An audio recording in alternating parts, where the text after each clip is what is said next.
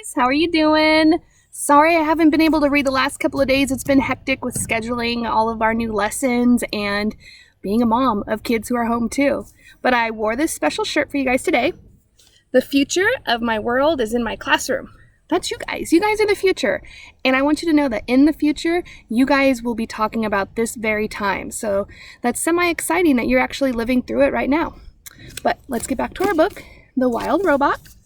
And we are now on chapter 17, The Camouflaged Insect. No, we are not. I think my kids changed my bookmarks. The Observations. So remember, she camouflaged herself after being inspired by the camouflaged insect, that walking stick. All right, let me get comfortable. Okay, chapter 19, The Observations. Clouds scudded through the sky. Spiders spun intricate webs. Berries beckoned to hungry mouths. Foxes stalked hares. Mushrooms rose up from leaf litter.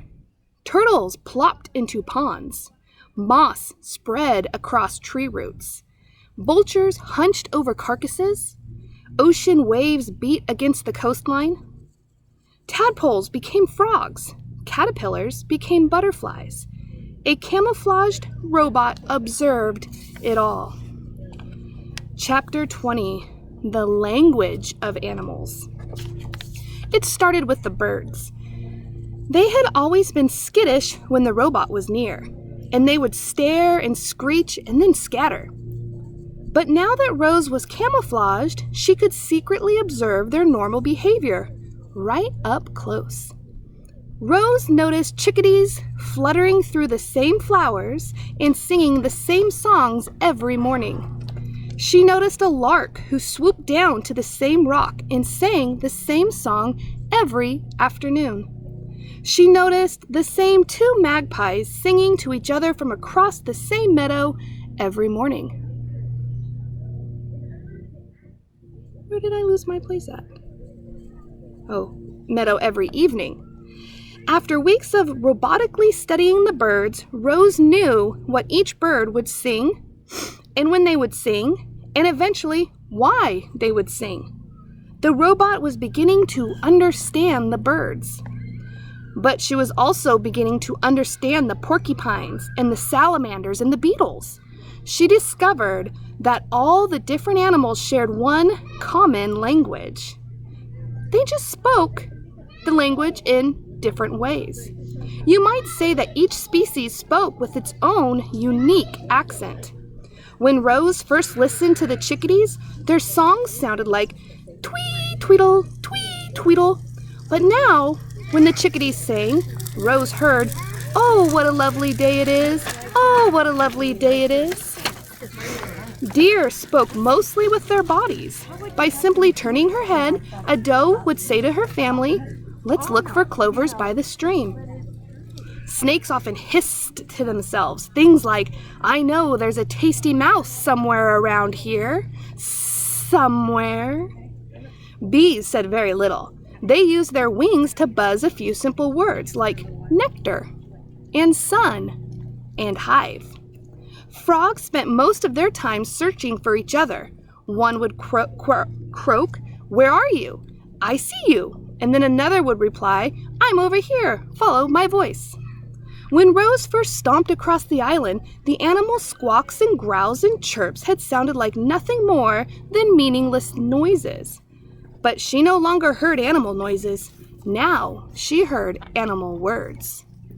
Chapter 21, The Introduction. There was an hour each morning in the dim light of dawn when all the island animals were safe. You see, long ago, they had agreed not to hunt or harm one another during that hour. They called it the Dawn Truce. Most mornings, the island residents would gather in the great meadow and spend the hour chatting with friends.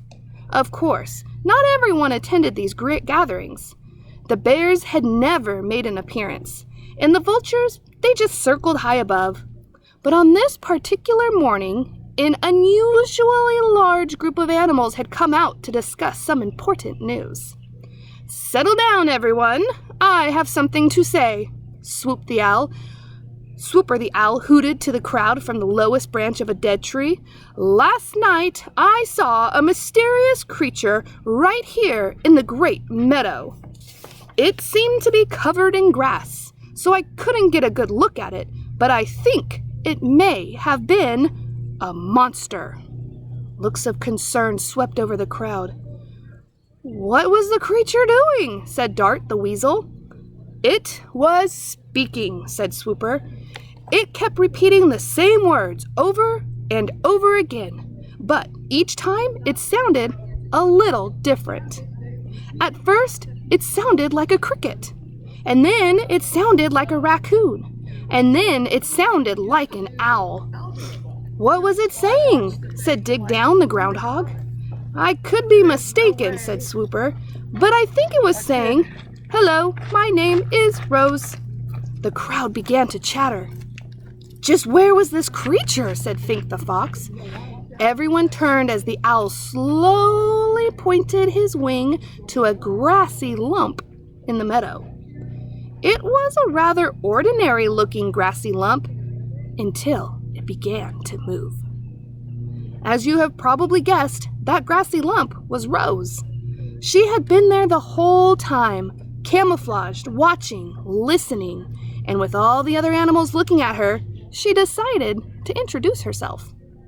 The crowd stared in disbelief as the grassy lump started shaking and bulging upward and crumbling apart. And there was the robot. Then, using her body and voice, the robot spoke to the animals in her own language.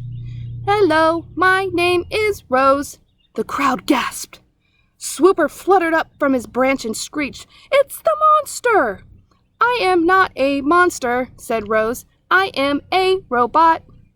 A flock of sparrows suddenly took off.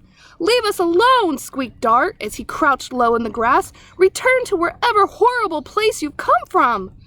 "I come from here," said Rose. "I have spent my whole life on this island."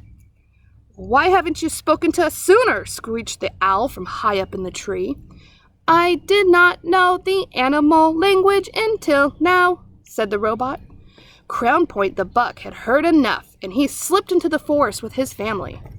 "So what do you want from us?" growled Fink. "I have observed that different animals have different ways of surviving," said the robot. "I would like each of you to teach me your survival techniques." "I'm not going to help you," screeched the owl from the very top of the tree. "You seem so unnatural." "The monster is just waiting to gobble us up," shrieked Dig Down, and the groundhog disappeared into a hole.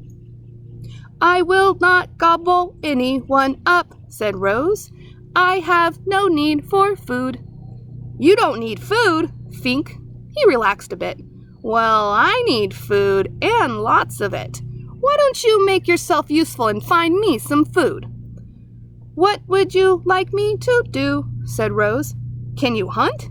The fox smiled at a hare on the far side of the gathering. "It's almost time for breakfast." "I cannot hunt, but I could gather berries." The fox's smile disappeared. "Berries? I'm hungry for meat, not berries." "Good luck to you, Rose. You're gonna need it," said the fox as he trotted away. Rose looked up at the tree, but the owl had gone. And when the robot looked down again, she realized that everyone else had gone too. The New Word, Chapter 22. Here's Rose in the meadow with all of her little animal friends gone. I think she looks lonely. The new word. A new word was spreading across the island. The word was Rose. Everyone was talking about the robot, and they wanted nothing to do with her.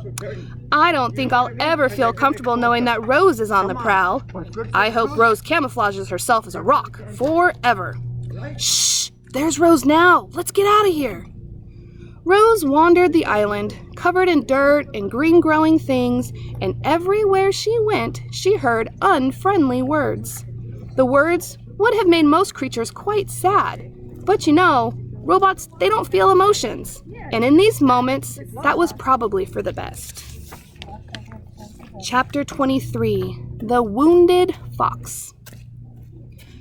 My face, my beautiful face, somebody help!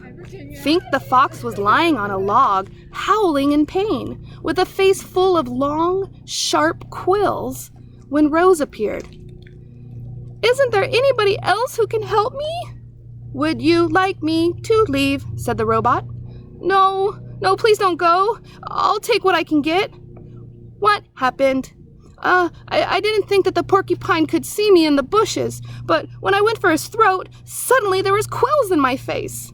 Why did you go for his throat? Why do you think? Because I was hungry. If you had not attacked the porcupine, you would not have quills in your face.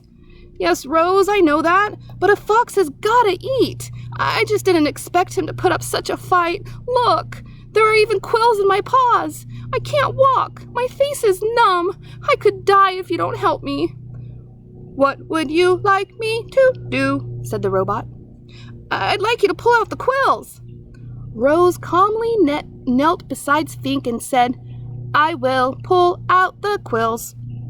The robot started to tug on a quill, but it snapped off in her fingers.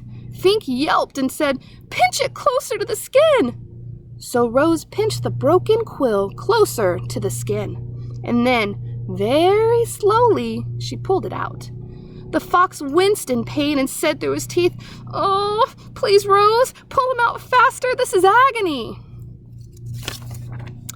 Rose quickly tugged out another quill, and then another, and another.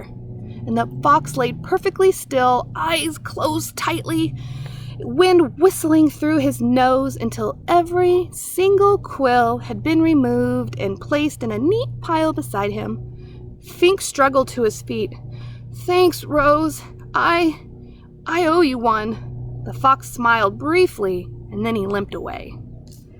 You know what that last chapter reminds me of? It's a fable by Aesop that we have read in class, and if you know which fable that is, let me know in the comments. All right, I miss you guys. Have a good weekend. Bye.